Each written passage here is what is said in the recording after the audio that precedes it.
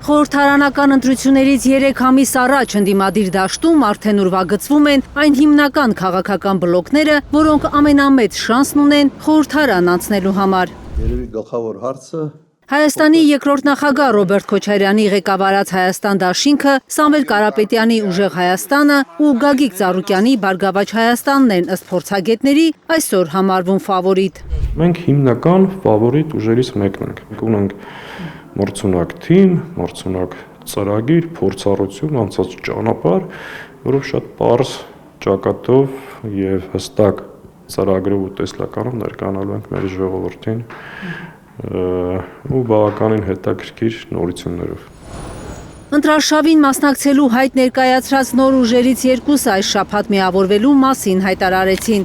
Համագործակցության հուշագիր ստորագրեցին Հայաքվեն ու Միասնության թևերը, իսկ ԱԱԾ նախկին տնօրեն Արթուր Վանեցյանի ղեկավարած Հայրենիք կուսակցությունը հայտարարեց չի մասնակցելու խորհրդարանական ընտրություններին, որպեսզի չփոշիացվեն ընդդիմության ձայները։ Բյուրեղանում է ընդդիմադիր դաշտը։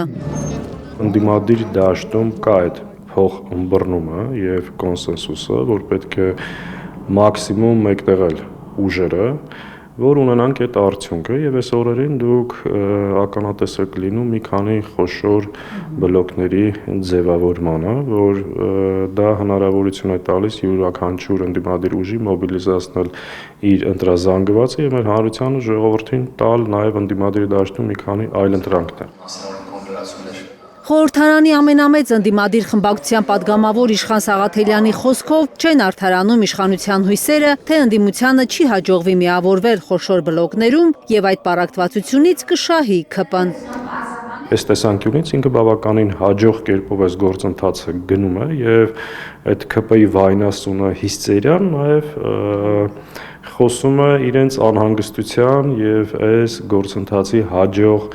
իրականացվելու մասին։ Դաշնակցության գերագույն մարմնի ներկայացուցիչ Իշխան Սաղաթելյանը կարդացել է Լևոն Տեր-Պետրոսյանի հայտարարությունն այն մասին, որ իր ձևակերպմամբ պառակտված ընդդիմությանը միավորելու միակ կարող ուժը Սամվել Կարապետյանն է, որովհետև ընդդիմության միավորումը ոչ թե քաղաքական, այլ պարզապես ազգի փրկության խնդիր է։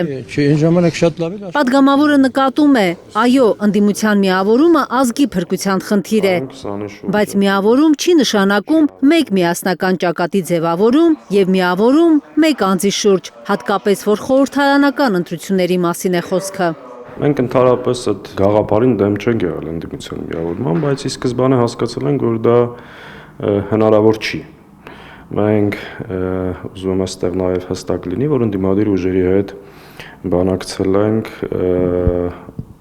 առաջնային օրակարգային հարցերի շուրջ կոնսենսուս ձևավորելու մասին եւ շատ կարեւորել ենք նաեւ այդ քննարկումների ժամանակ, որպեսզի ընդդիմադիր դաշտը մասնակցի մի քանի խոշոր բլոկներով, որպեսզի ուժերը եւ ջանքերը մեկտեղելով ավելի լավ արդյունք գրանցեն հակաիշխանական ուժերը։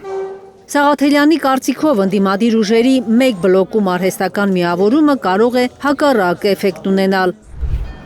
Հակաիշխանական տրամադրություններ ունեցող ընտրողներին պետք է ընդդիմությունը այլընտրանք առաջարկի, ընդդիմադիր մի քանի խոշոր բլոկների տեսքով։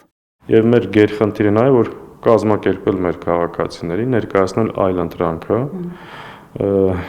քվեատուփում արձանագրել քաղաքացիների ՔՎ-ն եւ տեր կանգնել այդ ՔՎ-ին, որը գիտենք, որ դժվար է լինել։ Մենք չենք ասում, որ բոլոր հարցերը այլևս լուծված են, մենք ասում ենք, որ ունենք շատ բարդ, ծանր ճանապարհ, որ պետք է անցնենք ու ստեղ նորից եւ նորից կրկնում եմ, ընդդիմադիր դաշտի ուժերի համագործակցություն անհրաժեշտություն։ Ընդդիմադիր ուժերը մեկնարկային լավ դիրքում են։ Քաղաքացիների մոտ 55%-ը այսօր արդեն վստահեցնում է, որ ոչ մի դեպքում ձայն չի տա իշխող ուժին։ Արձանագրում է падգամավորը, վկայակոչելով սոցհարցումների տվյալներ։ Բնաբար այդ պատկերը տվյալ ունի նաև իշխանությունը, որ հարցվողների 53-ից 55%-ը ասում են որևէ պարագայում ձեռքս կտրան, ես Նիկոլ Փաշինյանին քվե չեմ տա։ Եվ այո, ընդդիմադիր ուժերի վարկանիշը կամ միասնական քվեն ավելի բարձր է, քան իշխանության։ Բավականին մեծ տարբերությամբ, այսպես ասեմ։ Ինքը այդ տվյալները գիտի։ Հիմա այս ընթացքում ինչ կեղծիքի, ինչ ժողովրդին խաբելու, սիրաշահելու նման բաներ շատ է անելու, բայց մարդիկ վերջապես հիմար չեն, չէ՞։ Կարնե Մանգասարյան, Առաքել Օհանյան, Հայլուր։